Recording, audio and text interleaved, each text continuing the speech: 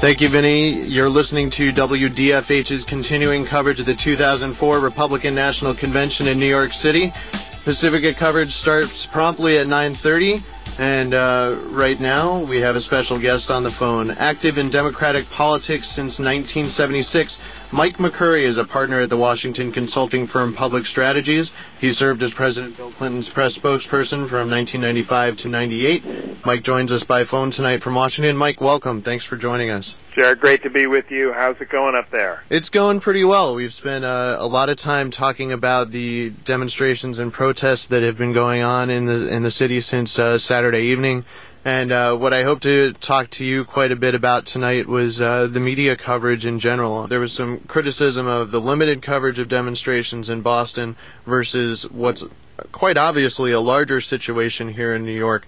Is there a liberal media bias?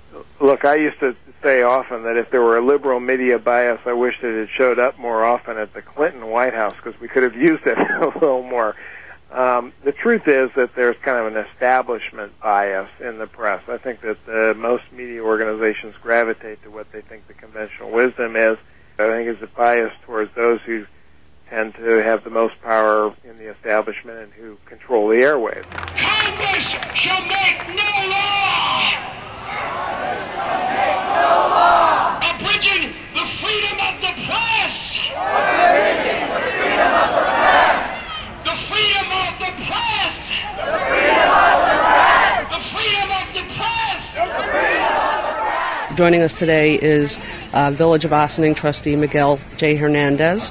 There are a lot of issues on the national platform that affect the local Ossining area.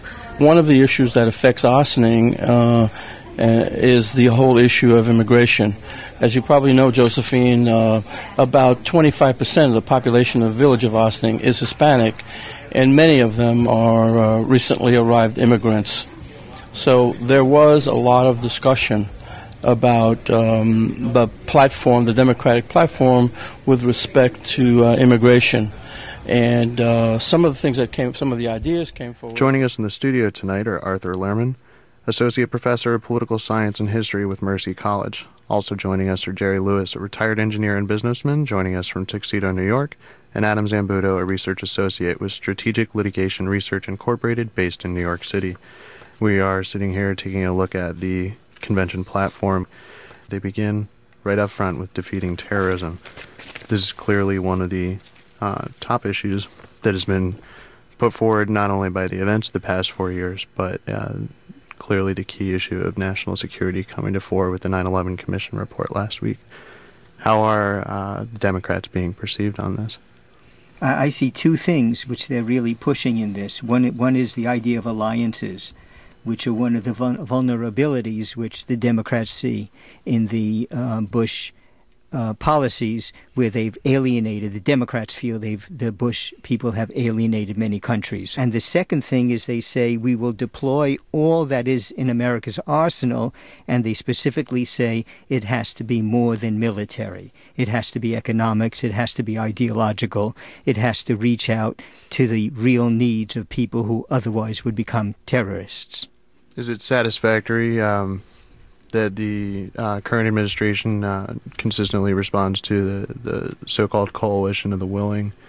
They make a good point here about leading and rather than bullying, which I think is what you saw mostly from the Bush administration, and putting forth a coalition of the willing. It seems that our only friend right now are the British, and who knows how much longer they're going to hold out with British public opinion so going against Blair now, when the tide will turn with him as well. What do we want? Peace! What do we want? Peace! We're speaking with Governor Rounds of South Dakota. Governor, what do you think that the party needs to do this week to present an image and help the president get elected in the fall? You know, it's really not so much the image as it is bringing these folks together and letting them see the kind of a person that's leading our country today and the good opportunities that he has in the future. It means bringing the troops together, and that's what we're doing here. But we're also sending a strong message to the rest of the country in the story that's being told this evening about just what's happened already and about what we have to do in the future, telling people all the good that's been done so far and the plan, the overall plan for the next 4 years. Governor, did you get to see any of the demonstrations that happened yesterday? No, I really did not. We came in about midway through the afternoon. Our police escort and the officers that are assigned for security to us told us they thought there was probably about 100,000 people that were involved in demonstrations yesterday afternoon. They said that they were peaceful and that it looked as though it would be basically what had been expected.